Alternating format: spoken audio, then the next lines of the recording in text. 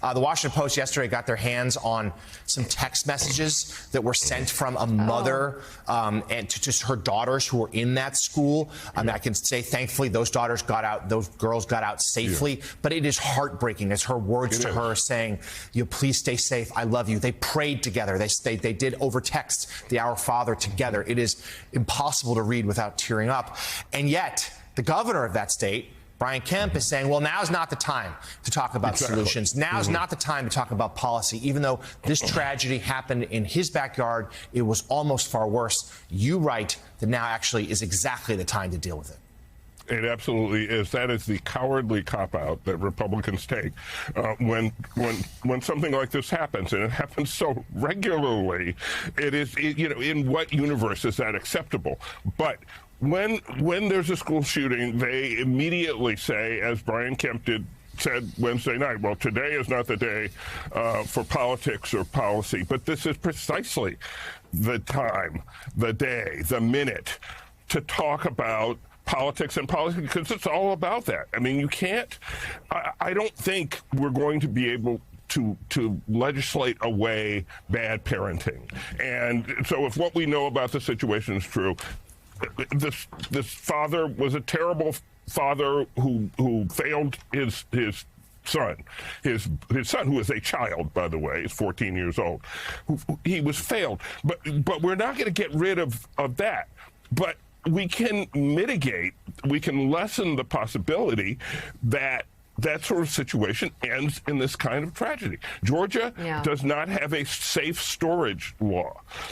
So those officers who interviewed the family last year were not able to require that those guns be properly stored under lock and key. Georgia does not have a red flag law. So those officers, again, could not go to a court and say, can we have a court order to temporarily confiscate these weapons because this is a potentially dangerous situation. Those are, I think, baby steps that could be taken that would make us safer, that would make our children safer, and yet we won't refuse even to talk about them. Well, and Brian Kemp saying now's not the time to talk about safe storage laws. No, now's especially the time to talk about safe storage laws. There's no reason why there shouldn't be safe storage laws.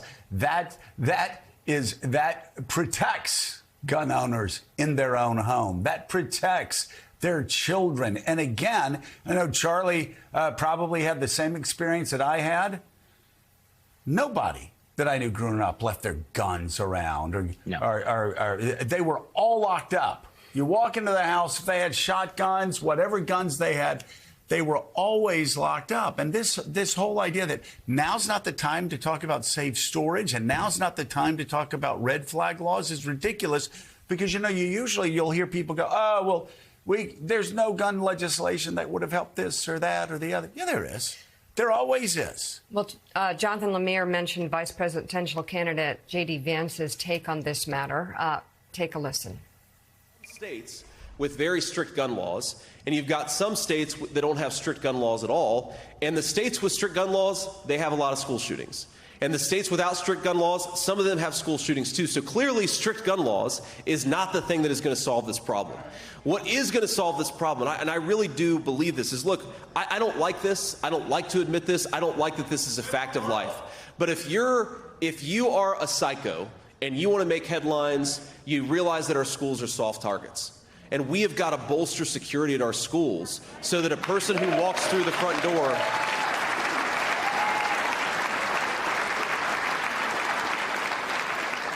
we've got to bolster security so that if a psycho wants to walk through the front door and kill a bunch of children, they're not able to.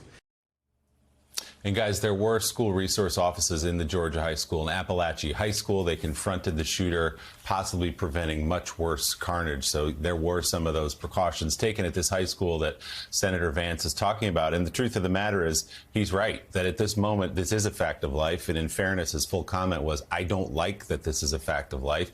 He said, we don't have to like the reality we live in, but it is the reality we live in. So you would think that would prompt him then to say, let's sit down and change this reality. Let's sit down and do something about it, because clearly having the school resource officers there who acted heroically the other day and probably prevented more kids and teachers from dying, it wasn't enough to save the poor people who did die.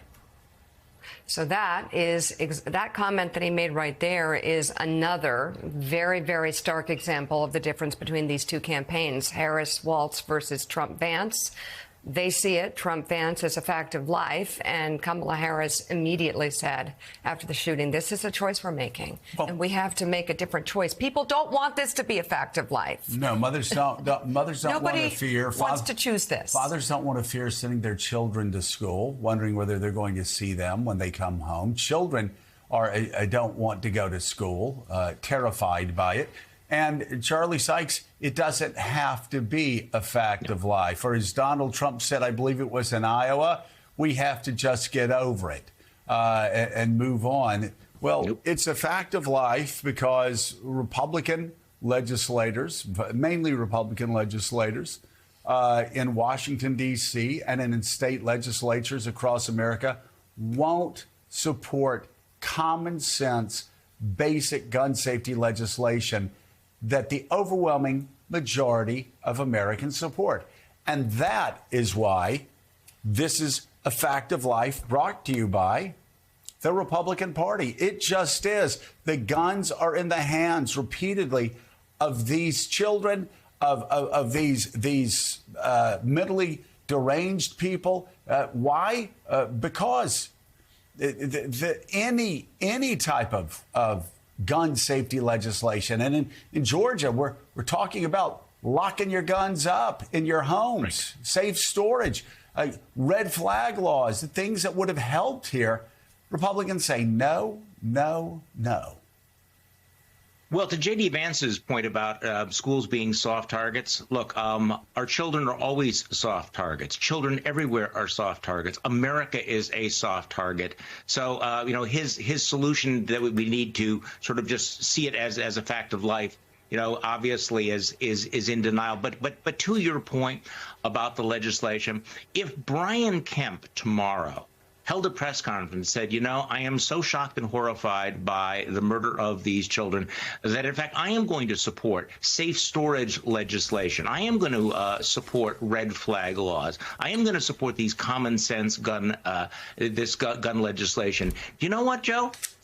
They would pass. They would pass in Georgia, and he would not lose any political support. Because at some point, you have to realize, and this is a point you made earlier, and I can't stress this enough, gun owners, are concerned about the Second Amendment, but they do not oppose common sense legislation. There would not be a huge blowback. And so this is one of those gut checks. If Brian Kemp stood up tomorrow and said, let's fix this, you know what?